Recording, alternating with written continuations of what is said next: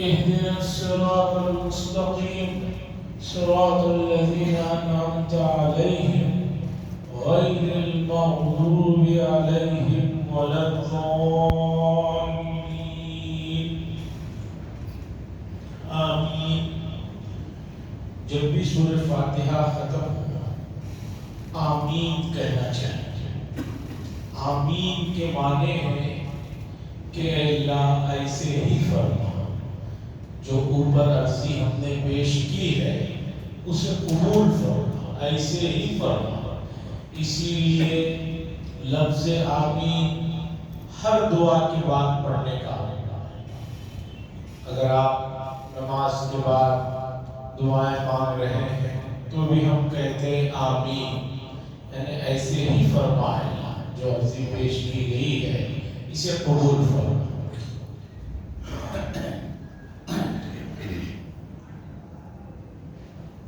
حضرات گزشتہ کل یہ بات آئی کہ سورہ فاتحہ جس کے فضائل بے شمار ہیں، جس کے بے شمار نام ہیں، اس میں بندہ اللہ کے دربار میں دعا مانگ رہا ہے، عرضی پیش کر رہا ہے، اور یہ عرضی پیش کرنے کا طریقہ بھی اللہ ہی نے بتایا، اس لیے کہ اللہ کا جو مقام ہے، حضرت حق جل مجدہ کی جو بلند کبریائی کی حیثیت ہے، ایک عام انسان سمجھ نہیں پاتا کس طرح عرضی پیش کرے۔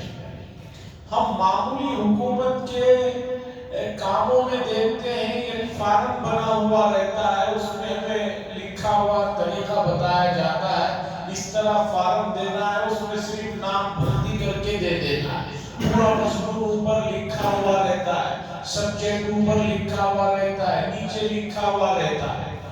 جب ایک انسان دوسرے انسان کو کوئی بات کہنا ہے تو وہ اپنے یہاں بہت سے مقام و مرتبے کو چاہتا ہے، تو اللہ تبارک و تعالیٰ کا جو مقام و حیثیت و برکت ہے اسے کوئی انسان سمجھ نہیں پا سکتا تھا۔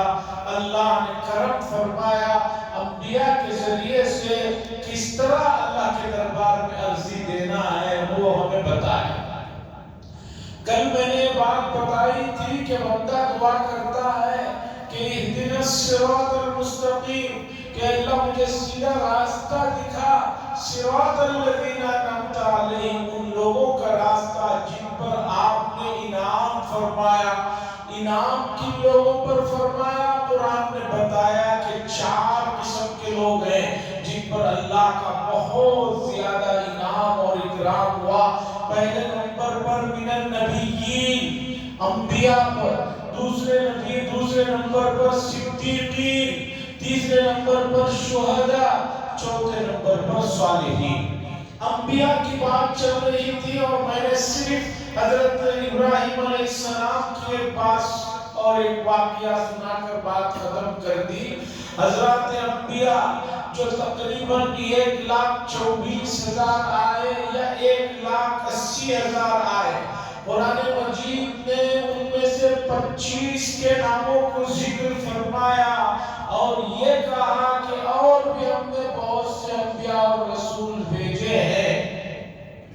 ان 25 انبیاء کا تذکرہ جو قرآن میں ہوا ہے اور ان 25 کے نام جو قرآن میں آئے ہیں، ان میں سب سے پہلا نام ہے حضرت آدم علیہ السلام۔ قرآن مجید کے پہلے پارے سے لے کر تقریباً آگے بہت سے پاروں میں حضرت آدم علیہ السلام کا واقعہ ذکر فرمایا۔ آدم علیہ السلام کا اس لیے بھی بڑا مقام و مرتبہ ہے کہ اللہ نے انہیں اپنے ہاتھوں سے پیدا فرمایا، اپنے ہاتھوں سے بنایا۔ خلقتہ بیدی، کہ ہم نے اپنے ہاتھوں سے انہیں بنایا۔ آدم علیہ السلام کے راستے پر اللہ نے چلا، اور حضرت آدم علیہ السلام کا راستہ کیا ہے؟ بھول ہو گئی، چوک ہو گئی، غلطی ہو گئی، تو انہوں نے اس کے بعد جو معافی مانگا ہے، جو معافی مانگنے کا راستہ اپنایا ہے، تاریخی روایتیں بتاتی ہیں 40 سال تک سجدے میں پڑے رہے. جنت سے نکال دیے گئے، ایک بھول ہو گئی. اس کے بعد اللہ کے دربار میں جو انہوں نے گڑ گڑایا ہے، تاریخی روایتیں بتا رہے 40 سال تک سجدے میں سر رکھے ہوئے تھے.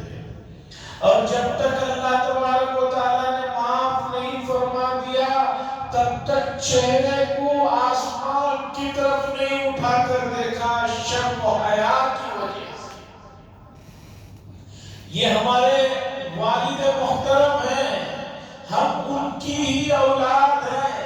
اور سائنس کہتی ہے کہ بھئی باپ کی جو ہے جراثیم یا باپ کی عادتیں بیٹوں میں منتقل ہوتی ہیں. یہ تو سائنس میڈیکل کہتی ہے.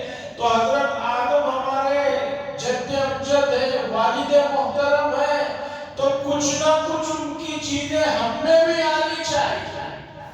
کوئی انسان غلطیوں سے پاک نہیں ہے، کوئی انسان بھول چوک سے ماورا نہیں ہو سکتا. انسان بھول کا پتلا ہے، غلطیاں اس سے سرزد ہوتی ہیں. اللہ نے فرمایا کوئی بات نہیں، غلطیاں ہو جائے تو بس مجھے منا لو اور میری طرف رجوع کر لو. انہو هو التواب الرحیم، بے شک وہ بہت زیادہ توبہ کو قبول کرنے والے. 40 سال تک آدم علیہ السلام روتے رہے. اور اس کے بعد انبیاء کی فہرست میں حضرت ادریس علیہ السلام ہے، حضرت شیس علیہ السلام ہے. اس کے بعد آتا ہے نمبر حضرت نوح علیہ السلام کا. حضرت نوح علیہ السلام کے واقعات میں لکھا ہے کہ ایک مرتبہ ان سے ایک مسئلے میں کوئی بھول ہو گئی. بھول کیا تھی؟ انہوں نے دیکھا کہ اپنے علاقے میں ایک کتا جسے خارش ہو گئی تھی، بہت ہی بری حالت میں کھڑا ہوا تھا، تڑپ رہا تھا. انہوں نے اسے دیکھا تو ایک جو ہوتی ہے کراہت، اس طرح دیکھنے پر ایک جانور، وہ بھی اسے خارش ہو گئی ہے. تو کراہت سے جو انہوں نے دیکھا، اللہ کی طرف سے تنبیہ ہوئی اور یہ حکم اللہ کی طرف سے آیا کہ آپ نے اسے جو نیچی نظروں سے دیکھا ہے، جو ناپسندیدہ نظروں سے دیکھا ہے، اس میں اس جانور کا کیا قصور ہے؟ ہم نے اسے جس حالت میں بنایا، جس حالت میں رکھا ہے، وہ اس حالت میں ہے. آپ اسے ناپسند نہیں کر رہے ہیں، اس میں عیب نہیں نکال رہے ہیں، بلکہ بنانے والے کو آپ ناپسند کی نگاہوں سے دیکھ رہے ہیں. یہ بات اللہ کی طرف سے جب وحی سے آئی، حضرت نوح علیہ السلام کو احساس ہوا کہ یہ کیا مجھ سے بھول ہو گئی، یہ کیا میں نے حقارت کی نگاہ سے دیکھ دیا. اس واقعے پر انہوں نے جو رویا ہے، اتنا رویا ہے کہ تاریخی روایتیں بتاتی ہیں کہ دنیا کے بہت سے لوگ بھی اگر روتے روتے ایک جگہ جمع ہو جائے تو ان کا رونا ان کے رونے کے برابر نہیں ہو سکتا. نوح کے معنی ہی ناحا سے یعنی گریہ و زاری کرنے والے. ابھی پیغمبر کے راستے پر چلنے کی جو ہم نے دعا کی، اب ہمارے لیے اس میں ایک سبق یہ نکل کر آتا ہے کہ ہم اللہ کی بنائی ہوئی مخلوق میں نقص نہ نکالیں، عیب نہ نکالیں، حقارت سے نہ دیکھیں، نچلی نگاہوں سے نہ دیکھیں. کوئی کالا ہو سکتا ہے، کوئی گورا ہو سکتا ہے، کوئی دونوں آنکھوں والا ہو سکتا ہے، کوئی دونوں آنکھوں سے معذور ہو سکتا ہے، کوئی پیر سے معذور ہو سکتا ہے، ہاتھ سے معذور ہو سکتا ہے، کان سے معذور ہو سکتا ہے. اسے نیچی نگاہوں سے دیکھنا، حقارت سے دیکھنا شریعت کی نظروں میں انتہائی ناپسندیدہ ہے. قرآن و حدیث نے ہمیں بتایا کسی بندے چیز سے ناراض ہو سکتا ہے تو وہ گناہ سے ہو سکتا ہے، گنہگار سے نہیں ہو سکتا۔ ایک آدمی غلط کام کر رہا ہے، اس غلط کام سے آپ کو جو ہے غصہ آ سکتا ہے، اس آدمی سے نہیں آ سکتا۔ ہم اپنے چھوٹے بچے جب ان کے بدن پر گندگی لگ جاتی ہے تو بتائیے گندگی سے ہمیں چڑ ہوتی ہے یا بچے سے چڑ ہوتی ہے؟ ظاہر سی بات ہے بچے کو تو دھو کر پھر گلے سے لگا لیتے ہیں، چڑ تو اس گندگی سے ہے۔ ٹھیک اسی طریقے پر معاشرے کے وہ افراد جو کسی غلط کاموں میں پڑ گئے ہیں، وہ غلط کام قابل اصلاح ہے، آدمی قابل نفرت نہیں ہو سکتا۔ انبیاء کے راستے پر چلنے کی ہم نے دعا کی، اور نوح علیہ السلام کا واقعہ ہے کہ 950 سال تک اللہ کے لیے بلاتے رہے۔ سوچئے 950 سال کی مدت کتنی لمبی ہو سکتی۔ اس کے بعد حضرت ہود علیہ السلام ہے، حضرت صالح علیہ السلام ہے، ان تمام حضرات انبیاء علیہ السلام کے واقعات قرآن میں ہیں، احادیث میں ہیں، تاریخ میں ہیں۔ ہمیں ان واقعات کو پڑھنا چاہیے۔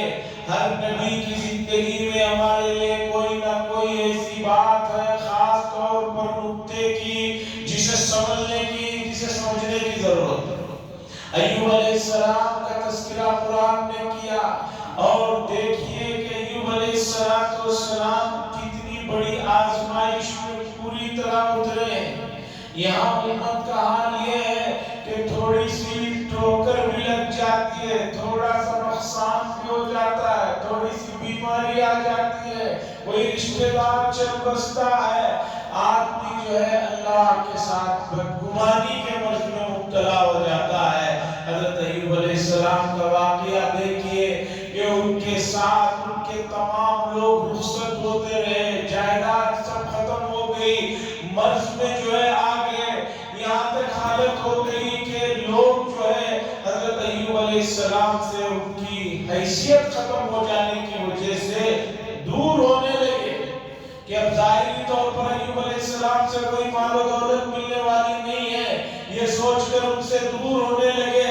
7 سال تک حضرت ایوب علیہ السلام بیماری میں رہے، اس کے بعد کہنے لگے ربی انی مسنی الضر وانت ارحم الراحمین، اے اللہ تکلیف نے مجھے چھو لیا ہے، آپ بہت زیادہ رحم فرمانے والے ہیں۔ فاستجبنا له، اللہ نے فرمایا ہم نے ان کی دعا قبول کی۔ مفسرین کہتے ہیں 7 سال کے بعد دعا قبول ہوئی ہے۔ یہ واقعہ اس لیے سنا رہا ہوں کہ ہم میں سے ہر آدمی کسی نہ کسی مسئلے میں پریشانی میں رہتا ہے، وہ چاہتا ہے کہ میں آج رات میں دعا کروں، کل فجر میں اس کا رزلٹ مل جائے۔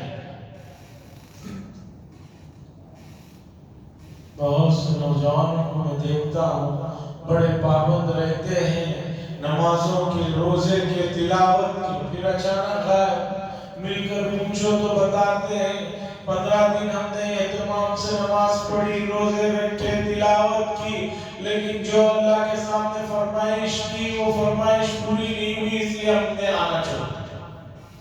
تو گویا اللہ کے ساتھ جو ہے ڈیلنگ ہو رہی ہے، سودے بازی ہو رہی ہے کہ یہ جو مانگے جب مانگے اسی وقت دے دیا جائے۔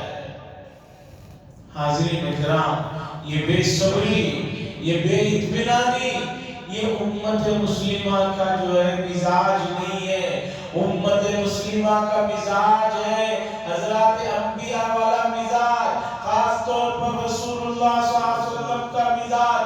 13 سال تک مکہ المکرمہ میں ایک آدمی کو الگ الگ انداز میں جو ہے اللہ کی طرف بلا رہے ہیں۔ وہ ناہنچار اور نالائق لوگ رسول اللہ صلی اللہ علیہ وسلم جیسے اعلیٰ حسب و نسب والے کی بات سنتے، وہ تو نہیں کیا، خاموش رہ جاتے، وہ بھی نہیں کیا، بلکہ رسول اللہ صلی اللہ علیہ وسلم کو برا بھلا کہتے تھے، نعوذ باللہ گالیاں دیتے تھے، یہاں تک کہ قتل کا پروگرام بنا دیے۔ اللہ تبارک و تعالیٰ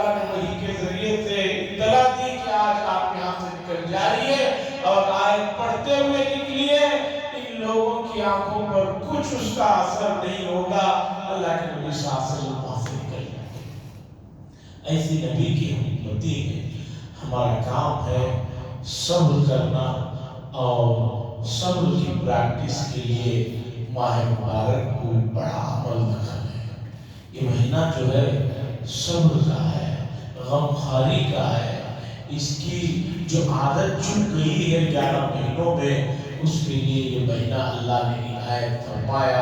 اس لیے صبر کی دولت کو، صبر کی کیفیت کو، صبر کی جو حیثیت ہے، پوری اچھی طرح جو ہے اس مہینے میں اس دولت کو حاصل کر لیں۔ اگر آپ نے دولت حاصل کر لی تو آنے والے 11 مہینوں میں کامیابیاں آپ کے قدم چومیں گے۔ اور اگر آپ نے صبر کی دولت کو نہیں اپنایا، نہیں اس مہینے سے کچھ حاصل کیا، تو آپ سے اور میرے سے زیادہ کوئی محروم نہیں ہے، کوئی بدقسمت نہیں ہے، کوئی بدنصیب نہیں ہے۔ صبر جس کے بارے میں اللہ نے فرمایا ان اللہ مع الصابرین، ہم صابرین کے ساتھ ہیں، اللہ جن کے ساتھ ہیں، یہ اس سے بھی کوئی دولت نہیں ہو سکتی۔ لیکن صبر آئے گا کیسے؟ ایک روزہ رکھنے کے لیے تیار نہیں ہے، ایک نماز کے لیے تیار نہیں ہے، ایک تلاوت کے لیے تیار نہیں ہے۔ اتنی بڑی دولت آپ کو بغیر محنت کے مل جائے نہیں ہو سکتا۔